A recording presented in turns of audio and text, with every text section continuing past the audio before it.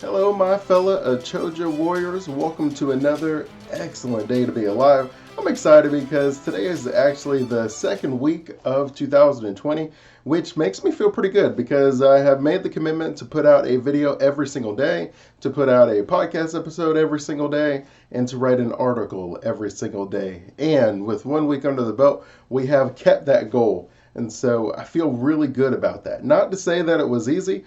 Actually, we'll make another video where I kind of go into a lot of the details about maybe some of the growth and some of the things that I've learned as far as changing 2019 and into 2020. But I am very excited and humbled and grateful just for the experiences that I've had in this first week and the fact that we're still together and I'm able to make another video with you guys. Today we're going to talk about how we maintain that feeling of self-fulfillment or happiness through adversity. Adversity is something that you are going to face no matter what you're doing in life. It's just a question of what terms you're facing that adversity on. And so when I'm thinking about adversity, I usually fall back on scripture because no matter how you feel about the Bible, you can't argue that these people went through hell on earth, right? Like they faced a lot of adversity, and yet they're able to maintain that happiness. So what is it that these people were able to focus on that helped them, and what can we glean from that?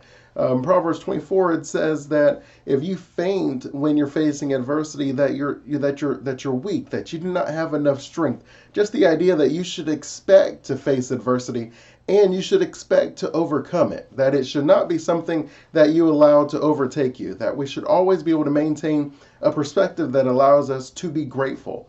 And so we're going to talk about 3 ways that you can look at adversity that's going to help you to maintain that feeling of happiness and self-fulfillment as you are chasing greatness for the year of 2020 and beyond. So when you're first thinking about adversity, the first thing that we have to understand is that it is going to help us grow. It is going to help us to improve in many ways. If you understand failure and you understand adversity, all you have to do is tell yourself, look, if nothing bad ever happened, then I would never change anything. There would be no reason to come up with a better way to do something. If everything was rainbows and skittles, then there would be no reason for us to even question whether there was another level that we could reach. But if you've ever watched like comics that turn into movies or like animes, I love all of that. And they really have the understanding of adversity in a great way. So you could pick anyone. So when I was a kid, I used to watch Dragon Ball Z a lot. And so if you're familiar with that, great. If you're not, it's okay. Just listen to the example. We'll get through it. But Goku is someone who is very strong. He's the strongest in this. So you could think of Thor and the Avengers, or you could think of Superman and DC. However you want to think of it, you're just trying to figure out, hey, who's the strongest here? And now Goku didn't always start off that way. He normally gets his face kicked in. He's losing, he's getting beat down, and then he goes back and he starts training. And he's like, okay, I've seen what the challenge is. I've seen what adversity is. And now I have a goal for me to surpass it. Right? If you're just living a regular life where you never face someone who's stronger than you, if you never have an obstacle that really pushes you to the limit, then there's never really a reason for you to go back to that drawing board and say, okay, how can I get better? So I look at adversity always, number one, in the same way that you would look at it in a comic book. You face the villain early on, you get beat down, you find the villain at the end, and then you rise to the occasion. Now, sometimes this is over one movie or one story, and sometimes it's over like 3. But the idea is still the same. When you face adversity, don't look at it as something that is like a bad thing. Look at it as, okay, this is an opportunity for me to improve, to grow, to strengthen myself. And then when I surpass this obstacle, I'll be that much better for it. Now, the one thing I do love about comics and mangas in general is the idea that no matter what obstacle they face, in about a day or two, there's only like so much peace that you're going to get in any series, right? Conflict moves the story along. So in a day or two, they're going to face someone else where they just reached this new level. They just unlocked whatever their hidden potential is, and now they have to face another obstacle, another bigger, another faster, another stronger villain, and then they have to do it all over again. But you'll find that they're rarely like feeling bad for themselves, like, oh man, I just figured this whole thing out, now I gotta get beat up again. Like, that never crosses their mind. And that's one of the reasons I love in action movies and heroes and comics and idea of that so much, because I use it as motivation. And I understand you're like, well, Dre, that's not real life. And I would just say, why not? Why couldn't it be real life? The idea that you say that there is an adversity or a challenge that you face and there's nothing that you can do about it except lay down and wave your white flag, I don't accept that. There's too many examples throughout history of people being able to rise to the challenge, and that's what I'm asking for you of 2020 as you chase that Achoja lifestyle, where we are going to rise to the challenge. So the first thing that you want to do as far as maintaining that feeling of self-fulfillment and happiness through adversity is understanding that it is just another opportunity for you to grow into greatness. And so I would always look at adversity that way. And it's important. So number two, and it kind of feeds into it. Number two is you do not want to fall into that victim mindset. You don't want to be feeling bad for yourself. You don't want to be thinking of all the things that makes it hard. And you definitely, no matter if it's true or not, want to compare your situation to someone else's.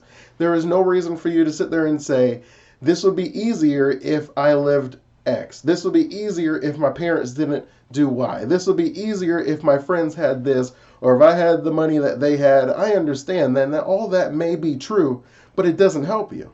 It does absolutely nothing for you. If anything, it gives you a reason to quit. And we're not looking for reasons to quit. We're looking for reasons to rise to the challenge.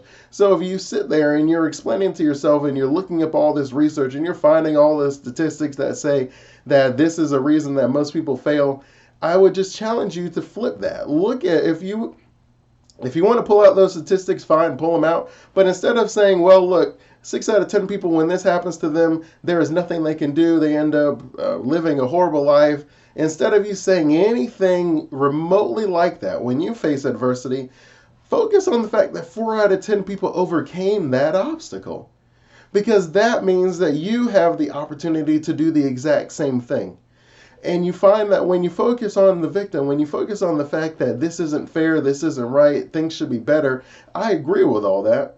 I'm not arguing that at all, but I also am saying that if you really understand that you have the ability to change your life, and as a result to change other people's lives in the process, that's what you have to focus on, right? And you probably read a lot of examples, right? Whatever dog you feed is the dog that gets full. Right? So it's not a very complex idea, but it's just the idea that wherever your energy goes, whatever you're thinking about, whatever you're focusing on, whatever questions you're asking yourself, this is going to force your mind to think of solutions for that. It's why I always tell people, don't ask yourself why you always mess up, because you're going to think of an answer. So don't ask yourself questions like that. Instead, ask yourself, what can I learn from this? How can I be better the next time, right? These are questions that have you thinking now in a mindset of overcoming the adversity, and it also helps you to really get out of that victim mindset. And it's really important for you to be able to look at these as opportunities for your greatness, not as obstacles preventing you from it. Right? We don't need a lot of an opportunity to be able to push the door through, right? We just want a little bit of a crack, and then we're going to kick the door right down. And I want you guys to have that resolve, to have that commitment, and to have that belief within yourself. And then that brings us into number 3 is you got to have hope. You got to have hope, right? Scripture talks about the idea that I have a great hope within this world where things are not going to go great, but my hope is outside of this world. There is something greater than the events happening directly around me that allows me to look at these issues and say, that's not so bad. That's not that big of a deal. When I'm looking in the grand scheme of things, what I'm working towards, this is just going to be a blip on the radar. It's going to be something that I won't even think about when I'm sitting, in heaven. And so when you really are thinking about your life this way, now, I like the idea of heaven on earth, right? Scripture even tells you that it's not that you're going to suffer every day on earth and then you'll have joy in heaven, right? Both places are meant for you to have some joy. And now you may not have joy every day on earth, but the idea that you're just going to forego any enjoyment on earth, you're just going to settle and allow the world to happen to you instead of you happening to it, that's just not the idea. The idea is for us to be able to say, some good things are going to happen on this earth. Some bad things are going to happen on this earth. Some good things are going to happen that I deserve. Some bad things are going to happen that I deserve. Some good things are going to happen that I don't deserve, right? It's just the idea that, look, there's chance within life. And some things are just going to happen and it's going to be great, and some things are not going to be the best opportunities for you, but it doesn't mean that you can't turn them into one. And so when you're really looking at, hey, how do people maintain fulfillment? How do people maintain happiness through adversity? Well, they're looking at the bigger picture, right? It's not a question of, did I get the results today? Right, we are focused on outcome. We do want to make sure that we are taking steps towards the goal that we're trying to achieve, but we also have to take a look back and say, you know what? It may not happen today, it may not happen in a month, it may not happen in a year, but it's going to happen if I maintain a certain process. And now you may make some changes where it maybe if you just went like straight through, you would have it done in a year, but because life happens, maybe you have kids and bills and you have different things, maybe you have to take some different routes. You have to kind of ebb and flow with things, which is fine. And it may just mean it takes 2 years or it takes 3 years. But instead of focusing on the fact that it takes a little bit longer, focus on the fact that you still get there. Because that's what I'm excited about. I still get there. And then we're going to close this out with our last one, and that is just that we are not given a spirit of fear. And it's a powerful concept that we really overlook, that we're given a spirit of strength and courage. And what that means is innately already inside of you is the ability to rise to any challenge that you face so that you are able to show this glory of your designer, your creator. Right? Is the idea that if we focus on being afraid, then it really makes it hard to take a step. It really makes it hard to believe that there is an opportunity for you to succeed. And then you end up wallowing in that adversity where you never really get out of it. And I would liken it to, if you've ever driven any sort of a distance, when you're in a rain cloud, it's much easier to notice that a rain cloud is actually not very large because you're driving through cities, right? If you're driving, like I'm in Florida, so if you drive down I-95 and you could drive through a city in a matter of minutes, where it could be literally pouring in one city. It could be pouring in 2 or 3 cities, but it's not pouring the whole way down.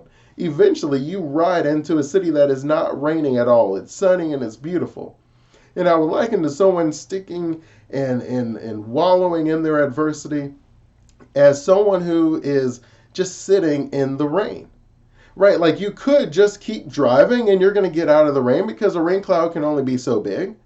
Or you can sit in the rain and then you feel like the rain clouds are very large, but the truth is you're just not moving.